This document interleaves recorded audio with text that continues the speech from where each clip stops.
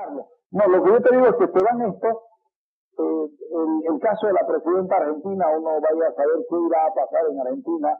Argentina es un país donde o está bien o está mal, lamentablemente. Alan García en el Perú ha logrado un 9% sostenido de crecimiento. Es increíble. Lo que pasa con el Perú es increíble. Lo que pasa con Perú es increíble y nosotros estamos perdidos. Hemos perdido el gran negocio de los hidrocarburos. Acordate que los problemas de Sánchez Lozada comienzan por el tema de los hidrocarburos. Se suponía que los que llegaban, iban a solucionar el tema y nos aislaron de tal manera que ahora importamos gas licuado de petróleo. Entonces, y en eso coincido con vos, yo no he escuchado en la gente de Podemos una propuesta clara para temas como esos, porque está disputando el poder y no está disputando finalmente la gobernabilidad. Es lo que pasa. O sea, creo que estos 3 años hemos estado metidos en un conflicto político que no ha permitido ver la agenda del país, que no ha permitido ver la gestión del presidente. El gobierno sabe hacer política y la sabe manejar de una manera muy adecuada, utilizando simbologías, utilizando temas que de repente pueden pegar mucho en la coyuntura, pero que en el fondo, en la base estructural, no significan mucho. Y creo que llegó el momento de empezar a hablar de temas que preocupan a los ciudadanos. Y creo que a los ciudadanos les interesa muy poco quiénes pueden ser candidatos o seguir hablando de política, que ya deben tener hasta aquí de hablar de política.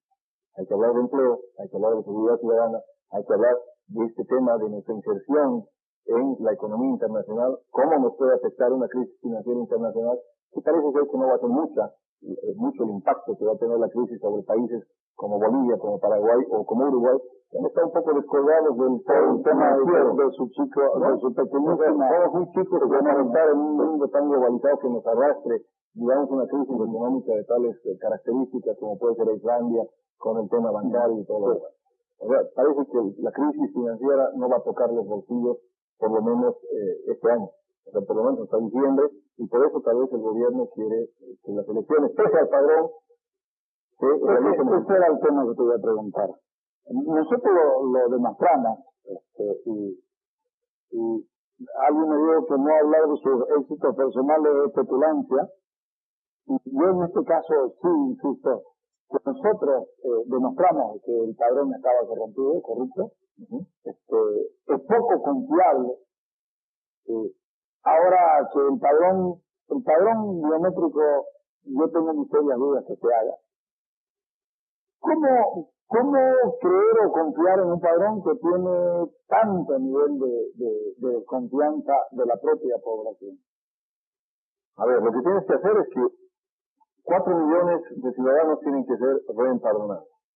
4 millones en prácticamente 6-7 meses, con una fuerte presión política, porque se tiene que llegar a ese reempadronamiento. Nosotros desde el Centro de Profundización de la Democracia, que es una institución que manejamos, hace 2 meses decíamos que habría un 25% de posibilidades en un escenario futuro de que se llegue a un empadronamiento biométrico general. Vale decir, creo que existen altas dudas de riesgo para que lo biométrico pueda implantarse en esta gestión. Ya no tienen armas para hacerlo. Pues ya se retiraron los países que no iban a ponerse acuerdo. En la medida en que no existe el compromiso del gobierno de llegar al padrón biométrico, claro que van a seguir retirando el financiamiento. Pero yo, de momento, estoy confiando en lo que la Corte Nacional Electoral ha señalado. La Corte Electoral ha dado las garantías y ha dicho que nosotros tenemos la capacidad técnica para llegar con el padrón biométrico hasta fin de año. O sea, coincidimos. Creo que ir con el padrón antiguo, con el padrón viejo, es poner en serias dudas todo lo que va a ser la legitimidad del próximo gobierno que emerja en las condiciones en las cuales se puede dar este padrón. Crecimiento desmesurado en determinados departamentos, mesas a las cuales han acudido a votar el 100% de los electores, o sea, el 99% votaron por un solo candidato, el 100% votaron por un solo candidato. Entonces, demuestran la debilidad nuevamente de una institución de la cual no se hablaba en estos términos hace 25 años atrás. Y estamos volviendo a hablar nuevamente de cómo hacer transparente el padrón, cómo hacer transparente un proceso electoral, cuando los bolivianos ya habían dejado de lado ese tipo de debate, de reflexión. Es una pena, pero parece ser una parálisis y una invención, inclusive hace 20 años atrás. Eso va a entrar a las elecciones. De momento estoy confiando en las garantías que otorgó la Corte Nacional Electoral de decir vamos a ir a padrón biométrico. ¿Hay gente con experiencia política en tu proyecto? Básicamente gente joven, gente nueva, gente que no ha tenido experiencia en la política, y si la gente se pregunta qué hay de nuevo en la política, la gente nueva es esa nueva alternativa que ve en esto la posibilidad de un cambio cierto y un cambio democrático. ¿Te ves bien llegando a diciembre con fuerza? En la medida en que la gente pueda compartir un discurso de cambio, en la medida en que la gente pueda compartir un mensaje diferente al que han escuchado estos 3 años por parte de un gobierno y por parte de una oposición irreflexivos, creo que sí. Creo que este discurso de centro puede pegar, puede permear.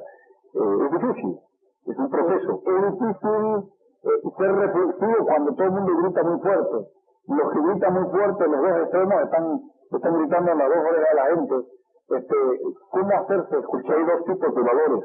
Hay los valores calientes y los valores fríos. Los valores calientes son los que te llegan al corazón, son los que sacan esa rabia contenida que puedes tener en determinado momento y que te permiten que apoyes a un polo o al otro polo. Esos valores tienen que ver con sentimientos regionalistas, sentimientos de nacionalidad, sentimientos de pertenencia étnica, y los otros valores, que son los valores fríos, que te llegan un poco más a la cabeza, que son más reflexivos, que tienen que ver con valores democráticos, con respeto de leyes, respeto de normas, respeto de institucionalidad, respeto del Estado de Derecho, respeto al que piensa diferente, son los valores que tienen un proceso más largo de maduración. Sin embargo, quienes utilizan este tipo de valores tienden a ganar en un primer momento, pero a debilitarse también muy pronto. Lo nuestro puede tirar a mediano, puede dar para largo plazo, pero sabemos que somos consecuentes con una idea de cambio, pero fundamentalmente con una idea democrática, de permear al conjunto ciudadano de valores y principios democráticos. Una sociedad, además, tremendamente autoritaria, que tiene en su cúspide un sistema presidencial que se ha hecho más presidencialista. Además, el autoritarismo cuando vota. Que se ha hecho más presidencialista, además, a partir de la nueva Constitución, ¿no es cierto? Y nosotros no coincidimos en que tengamos un gobierno de hombres por encima del gobierno de ley. Principio. El otro elemento es que en la cúspide de este autoritarismo se encuentra la figura de un presidente de la República. Creemos nosotros en una sociedad mucho más horizontal. Ojalá en algún momento podamos transitar hacia un sistema parlamentario o cuando menos semiparlamentario. ¿Por qué digo una sociedad autoritaria? Porque de repente tenemos una cultura de cuartel. Somos sumisos con el que está arriba, somos prepotentes con el que está abajo. Y una sociedad de esas características es una sociedad autoritaria que siempre va a querer tener un líder, un caudillo que esté por encima del pueblo. Nosotros partimos de una base democrática horizontal y por lo tanto ese es el centro democrático. Ese es también uno de los elementos, uno de los componentes fundamentales del centro democrático. ¿Está escrito tu frente? Estamos yendo por 2 caminos. El primero, que es la posibilidad de sacar los libros de la Corte Electoral, tramitar la instrucción correspondiente con las adhesiones de los ciudadanos, y el otro es tener un partido político con el cual ya estamos hablando, nuevo, que ya tiene un reconocimiento ante la Corte Nacional Electoral, que puede servir en todo caso si es que no llegamos a diciembre con el partido libre. La última, ¿le cambiaron por decreto el nombre al país? Sí. ¿Cuál es tu impresión? Coincidente con la apreciación que tú tenías anoche, en sentido de que cambiar el nombre, cambiar la identidad por los rasgos somáticos que pueda tener una persona, creo que no es lo mejor. Carlos Calvo, que escuchaba ayer, tal vez podría tener algunas raras, pero Carlos ojos claros, Carlos vestido de azul, creo que no va.